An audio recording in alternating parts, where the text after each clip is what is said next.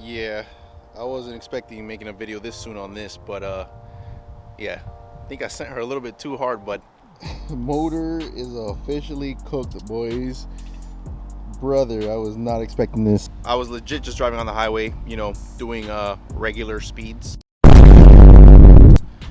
But the car literally threw an oil light on, and I was like, I just added oil yesterday because I literally did an oil change. And then out of nowhere, the check engine light popped up and everything else turned on. And then 2 seconds after that, motor was gone. So I think the culprit is a spun bearing or something to do with the crank, because she turns over, she's, you know, stupid rod knock. Like it's horrible. I'll put the video up right now.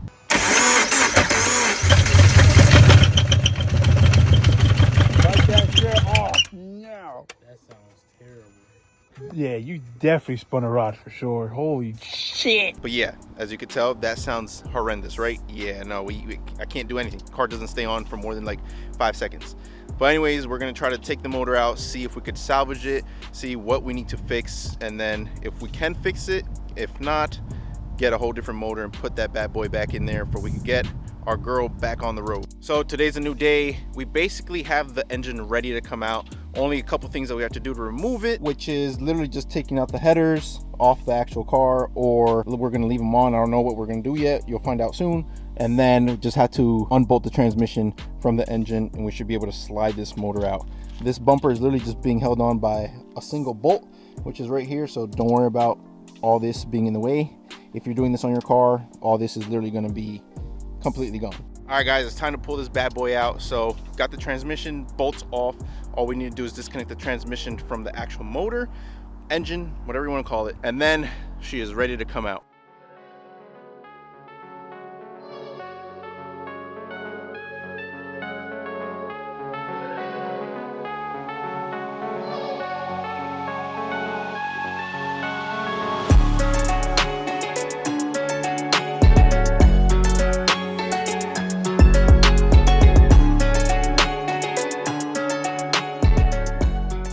How to abort the mission real quick, chat.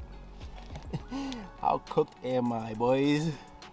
Bruh, I gotta tighten this. Hopefully I can, because the motor was putting way too much pressure on it. All right, this thing is still stuck to the transmission, so we're gonna try to figure out a way to take it out. I did take out all the bolts and nuts holding the transmission to the motor, so I don't understand what's going on.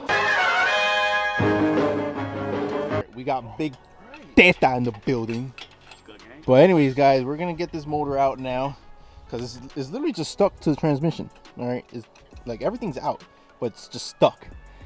So we're gonna figure it out and pull it out.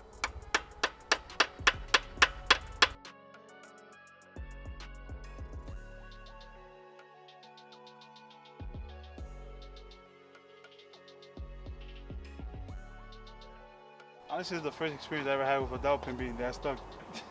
Not even kidding you, bro. And there's times that I used the pliers to take it out, and I mean, like, I had to basically, you know, hit a little bit more, but it would just eventually come out. Oh yeah. But this one really was stuck. One eternity later.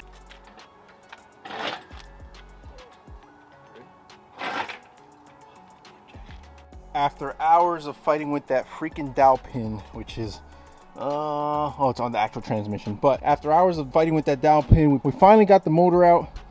Now it's time to disassemble it and see what the damage is. So thank you guys for watching. Stay tuned for the other video, because we're going to be doing a complete teardown to see if this is salvageable or not, because we cannot afford to do a swap right now, which I would love to LS swap it, but I need more subscribers. So do me a favor, go like and subscribe if you haven't already. Anyways, peace out.